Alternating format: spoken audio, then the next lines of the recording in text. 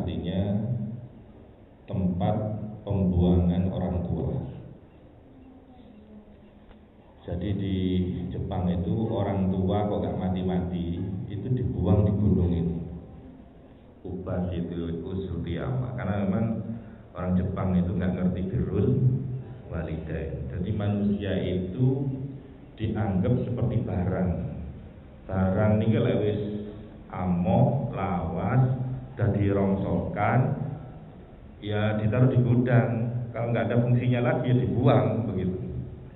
Nah, maka seperti itulah di Jepang kayak begitu. Jadi manusia dianggap sebagai barang rongsokan.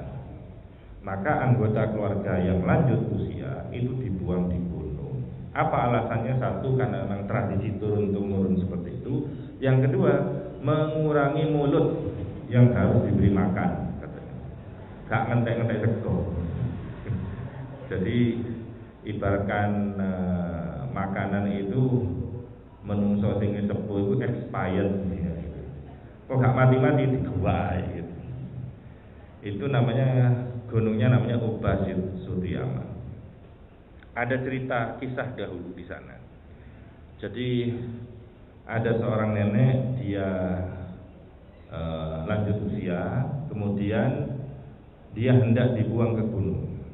Ibu yang sudah lanjut usia digendong sama anaknya karena sudah gak mampu berjalan, digendong. Tapi gak pakai nyanyi, tak gendong.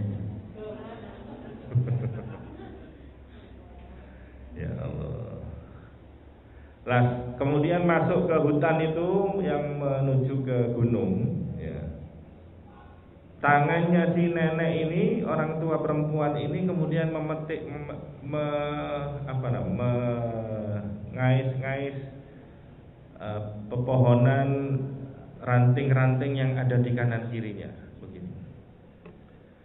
Seakan-akan kalau dilihat, seakan-akan dia tidak mau untuk dibawa ke dalam terus ke gunung, sehingga dia memegang apapun yang bisa dipegang, sehingga begitu ada dedaunan dipegang, daunnya rontok gitu, terus begitu sampai ke dalam, menyusuri jalan, sampailah ke satu tempat di gunung itu di mana biasanya orang-orang yang lanjut usia itu dibuang.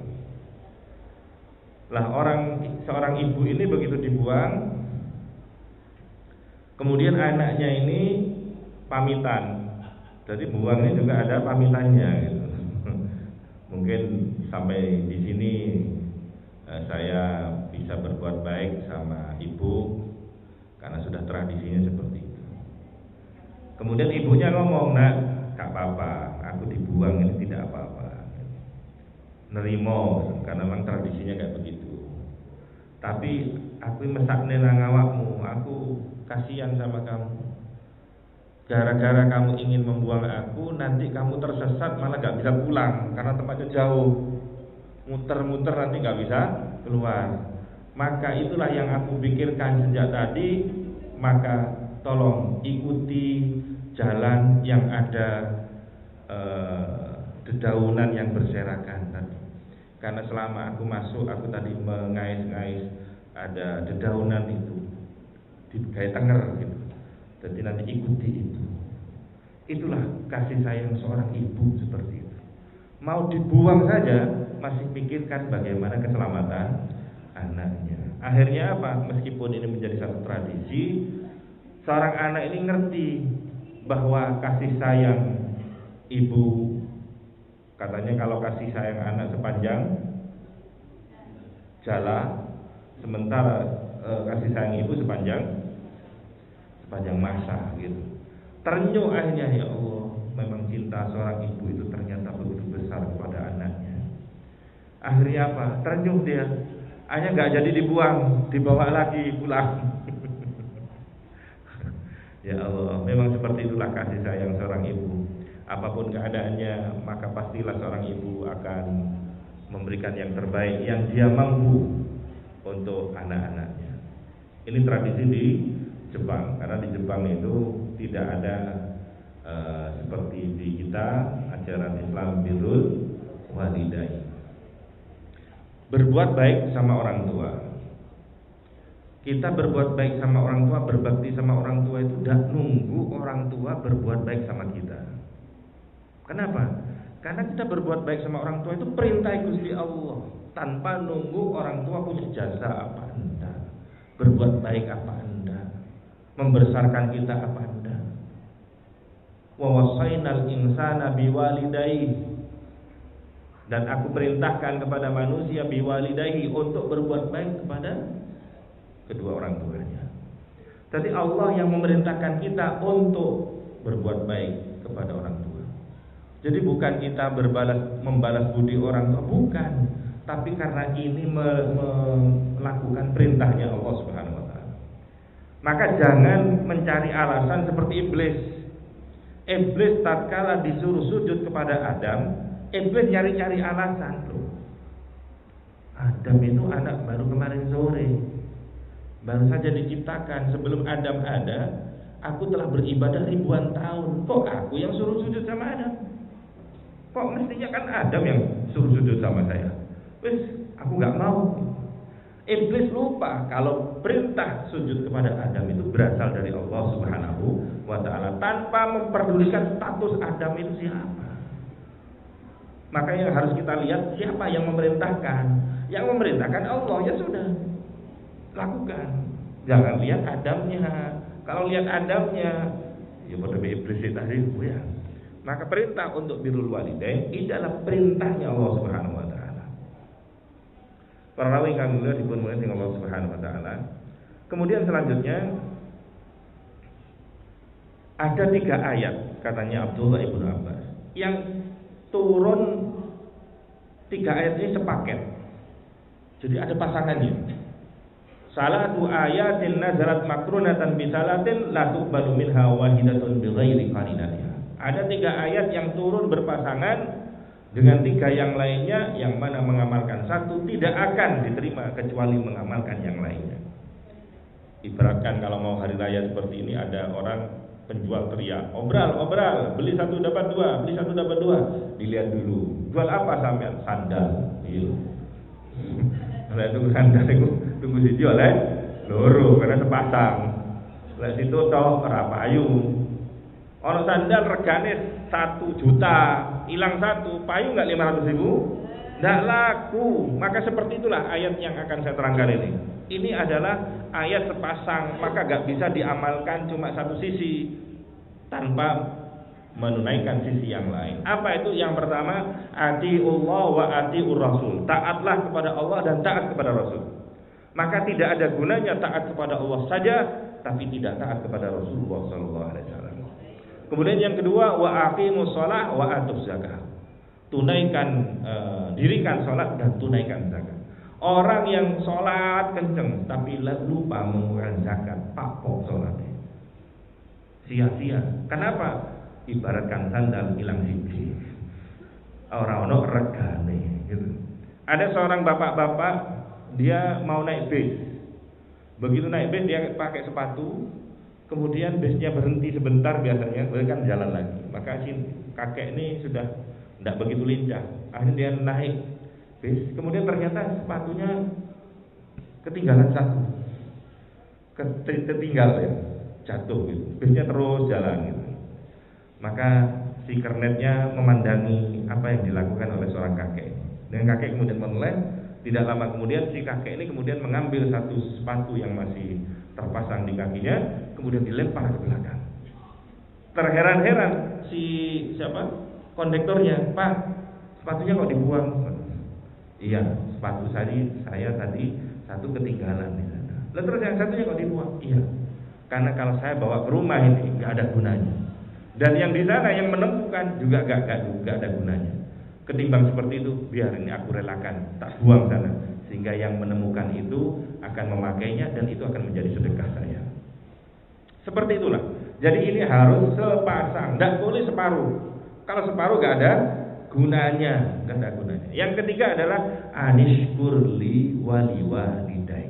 Bersyukurlah kepada aku, kepada Allah Subhanahu wa taala, dan bersyukur pula kepada kedua orang tua, yakni birrul walidai. Bersyukur kepada Allah tanpa disertai syukur kepada orang tua, padha karo sandang ilang situ, gak payu blas. Birrul walidain tok, tapi gak percaya nang Gusti Allah ya Pak Bom. Sandale kare situ. Gak ada harganya. Harganya 1 juta, hilang siji. Bukan berarti jadi 500.000. 50.000 lho rombongan payu ta ora. Kan gitu. Karena tinggal satu.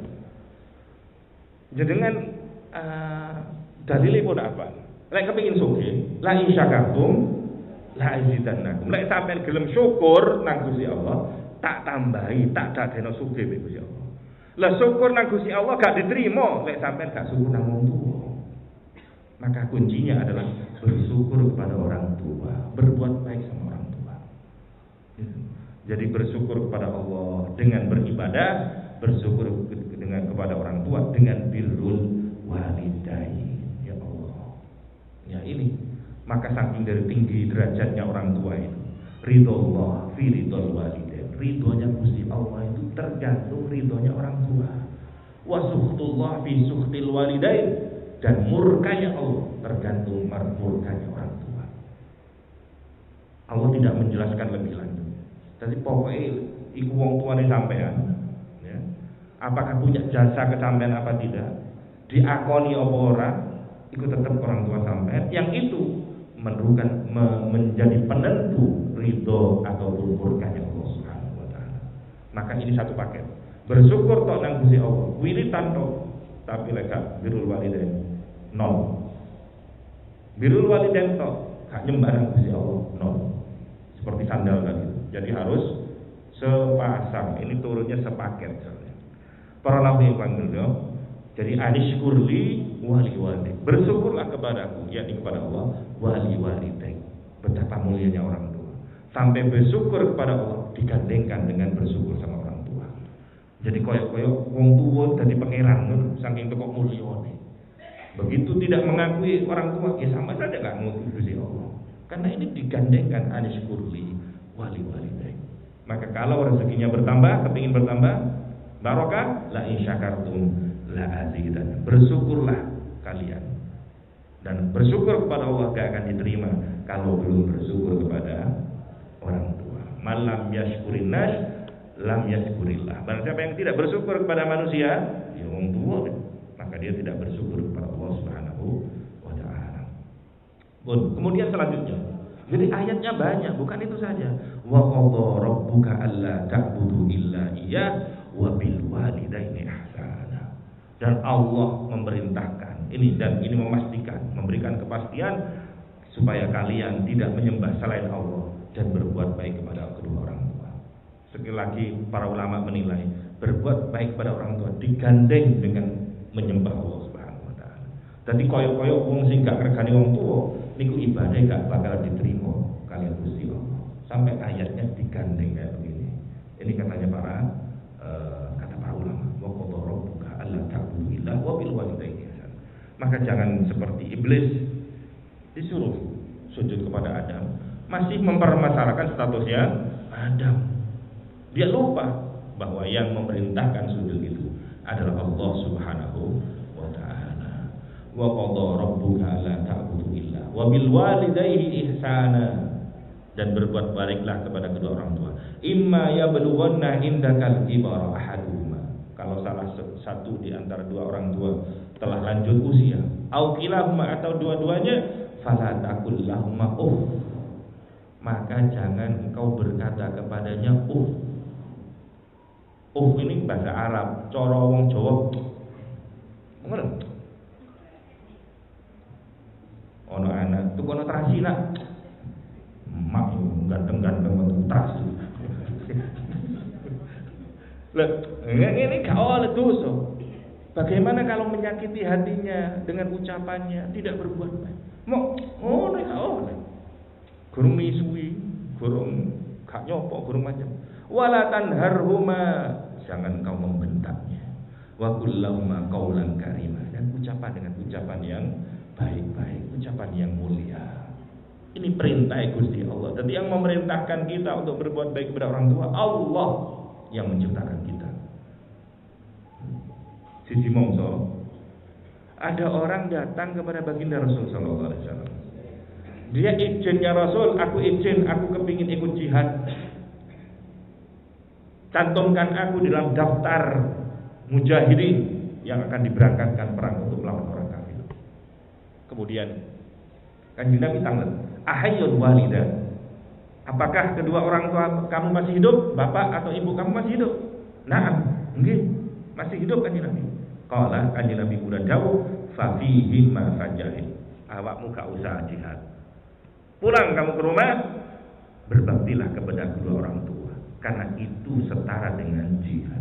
Jihadmu di rumah, jihadmu dengan bukan mengangkat senjata, tapi jihad menuntun orang tua, membopong orang tua, ngeladeni wong tua. Itu jihad. Disuruh balik sama Kanjeng Nabi. Ya Allah, para bapak ibu sekalian yang dirahmati Allah Subhanahu wa taala.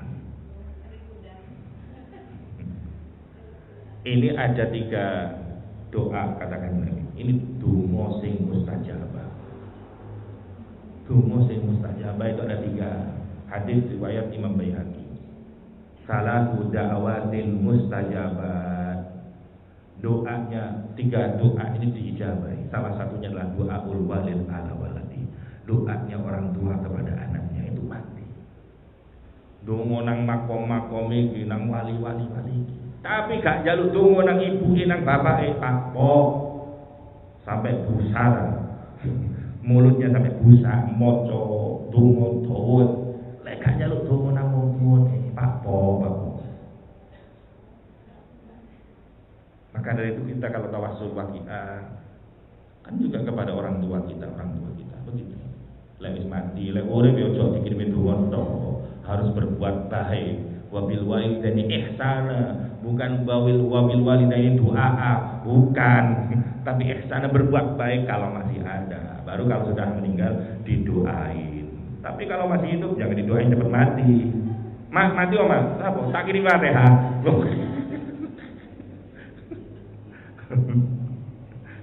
Ya Allah, doa kurma itu tuh. Ada dulu itu ada seorang ulama pergi ke Yaman. Di Yaman itu terkenal sebagai kota seribu wali. Datang ke Mbai wali itu yang paling besar. Kemudian ditanya, kamu punya ibu? Punya. Terus ngapain kamu ke sini? Kulon begitu mari panjenengan. Bali kamu pulang. Doa 1000 wali di sini gak ngalah doa ibumu yang cuma 1 itu. Keliru awakmu nang kene sampai nang Yaman ngeluk donga. Nang ibumu gak jaluk donga. Ya Allah. Itu doa yang mustajab. Ingat maling kundang ya. Kalau rada lali ceritane ya napa maling kundang. Malin kun bukan maling ya, malin kundang namanya. Malin kundang. Malin kundang itu dulu terlahir dalam keluarga yang miskin. Ibunya seorang diri membesarkan anaknya. Kemudian begitu anaknya besar, singkat cerita dia tidak tega dengan kemiskinan itu. Dia kepingin menjauh. Akhirnya dia berlayar ke negeri seberang untuk mengadu nasib. Ternyata di sana dia berhasil menjadi kaya raya, kemudian dia menikah dengan gadis impiannya. Dan kemudian satu saat istrinya bertanya, aku kepingin tahu ibunya sampean Mas. Gitu. Sementara bertahun-tahun ibunya menanti-nanti kepulangan anaknya. Datang ke tepi pantai, kalau ada perahu datang, mbok menawa situling balik. Karena dulu berjanji ingin mengadu nasib, kalau dia sudah sukses akan kembali untuk membahagiakan orang tuanya. Tapi kok gak ada kabar. Setiap ada kabar berlabuh, ibunya datang, terus seperti itu. Sampai setelah dia punya anak, punya istri, istrinya kepingin tahu ibunya, barulah kemudian dia kembali ke kampung halamannya. Dan sebelum datang ke kampung halamannya, dia pesan kepada orang-orang di situ bahwa Kak Maling Kundang akan kembali ke desa. Seneng ibunya, wah ditunggu-tunggu hari yang ditunggu-tunggu. Akhirnya ditunggu, kemudian ada kapal berlayar. Dekat. Wah ini kapalnya Maling Kundang ini. Dia sudah punya kaya, dia bikin berlayar sendiri. Dia beli kapal laut sendiri.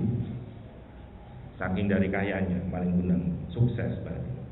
Begitu balik, datang dia ke tepian, langsung ibunya langsung berlari, dipeluknya anaknya ini, dan anaknya ini saking dari kangennya Aduh nak, aku kangen, ibu kangen. Kenapa kamu gak pulang-pulang begitu lama? Memang kamu namanya Bang Toyib gak pulang-pulang. 3 lebaran sampai lebaran monyet gak pulang-pulang. Kemudian ternyata istrinya melihat, loh mas, kita ibu sampai dengan baju yang kusut, dekil, orang desa gak begitu, sementara di sana kelihatan seperti orang kaya, bajunya bagus. Lah begitu mendengar teguran istrinya itu baru sadar bahwa istrinya tidak mau model ibu seperti itu. Akhirnya untuk menghilangkan rasa malu itu kemudian dilepaskan pelukan ibunya. Siapa kamu? Aku gak kenal sama kamu. Ini ngaku enak aja, ngaku aja. Kamu itu siapa kamu? Masya Allah, menangis pak ibunya. Anak yang dulu didoain terus tiap malam supaya sukses anaknya, ternyata begitu sukses kembali tidak mengakui ibu yang mendoakan tiap malam. Dikira kesuksesannya adalah hasil jeripayah sendiri, padahal di balik itu ada doa-doa tulus orang tua. Akhirnya saking dari sakit hatinya yang tadi disabdakan oleh baginda Rasul, wasuhtullah fi suhtil walidain, kemurkaan Allah terdapat pada kemurkaan orang tua. Akhirnya didoain apa? Dikutuk jadi batu gitu loh. Ternyata mandi teman. Ya Allah, muga-muga kalau sing dadi batu nih. Kalau dulu zamannya akik, wah dadi akik gitu. Ya Allah, maka percayalah doa ibu itu bisa membuka pintu langit, membuka kemudahan bagi yang sedang merasa terhimpit. Masalah kayak apapun berat, insya Allah dengan doa seorang ibu, masalah itu akan kemudian mulai terbuka. Ya Allah, perahu Abdullah ibnu Umar pada waktu tawaf menyaksikan ada seorang pemuda, dia menggendong ibunya. Ibunya tawaf, digendong. Setelah digendong terus Abdullah ibnu Umar menyaksikan saja anak ini sungguh berbakti sama orang tua. Ya Allah, subhanallah, sampai tawaf saja digendong karena ibunya sudah gak mampu jalan. Bukan didorong begini, digendong. Coba kesal mondane. Masya Allah. Kadang pada sepuh, wong tua sepuh ya anak ya sepuh pisan. Digendong. Kemudian saat itu bertemu dengan Abdullah ibnu Umar. Hei Abdullah ibnu Umar, ataroni jazaituha. Apakah yang aku lakukan seperti ini sudah bisa membalas jasa ibuku? Aku dulu waktu kecil digendong sama ibu, dan aku sekarang yang menggendong ibu. Aku biar ditulang sama ibu, aku sekarang mentulang ibu. Aku dulu dipakaikan baju, sekarang aku nggak pakaikan baju. Aku dulu dimandiin, aku sekarang mandiin ibu. Aku biar dicewoi, sehingga aku nyewoi. Apakah semua yang dilakukan oleh ibuku waktu aku kecil kepadaku, semuanya sudah aku lakukan sekarang? Gak ono meneh, wis kabeh. Apa sih? Biyen aku dikai duit mbek ibu, kayak tuku permen apa waktu cilik. Aku saiki sing ngakei duit nang ibu. Semuanya yang dilakukan ibu wis tak lakoni kabeh. Apakah yang aku lakukan itu sudah dianggap impas membalas jasa orang tua? Apa kata Abdullah bin Umar? La wala bizafratin wahidah. Tidak. Apa yang kamu lakukan itu sama sekali tidak bisa membalas jasa orang ibu kamu. Bahkan sekedar membalas jasa satu edenan. Apa satu edenan itu? Waktu ngeden melahirkan kamu. Apa ngeden itu? Mengejan. Jadi ngeden sepisan iki lho. Tadi itu ya, mulai dari menyuapi, memandikan, memberikan baju, memberikan nafkah, memberikan makan, menggendong kemana-mana. Itu belum nyocok. Belum nyocok. Belum sebanding dengan tarikan nafas tatkala berusaha untuk mengeluarkan kamu dari perutnya. Hadis riwayat Muslim. Rohima anfu, thumma rohima anfu, thumma rohima anfu. Sungguh merugi. Rohima itu makna aslinya rubom, itu artinya debu. Bledukan irungi, bledukan rohima anfu itu artinya bledukan irungi. Bledukin irung itu maksudnya lek ana wong kerja iku soro. Mesti lek wong soro itu kan kerjane kan yo apa penuh dengan debu macam-macam. Itu maksudnya. Rohimah anfu cara bahasane wong Jawa soro, soro, soro.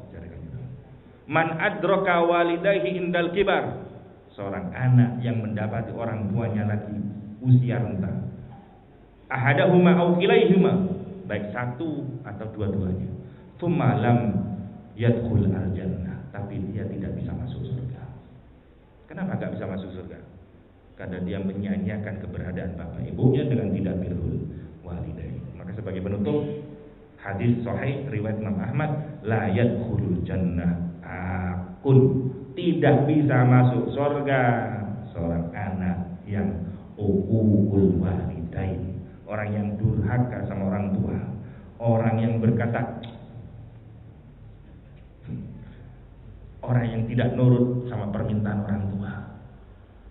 Maka biarpun sholatmu beribu-ribu rakaat, sedekahmu berjuta-juta ringgit, hajimu berkali-kali, tapi saat kau gores hati ibumu, surga bukan